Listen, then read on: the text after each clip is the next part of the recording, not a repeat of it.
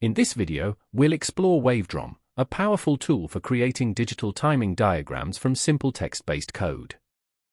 I have generated a Wavedrom code for demonstration, showing the 8086 red cycle timing diagram. Once your code is ready, copy the code and head over Bibsit website. You will land on the home page. Log in with your credentials, or sign up for a free account to unlock editor features. From top right drop-down editor. Choose MassiveDiag. Now the MassiveDiag editor is visible. Paste your code into the editor and select the diagram type. Then click Create Diagram.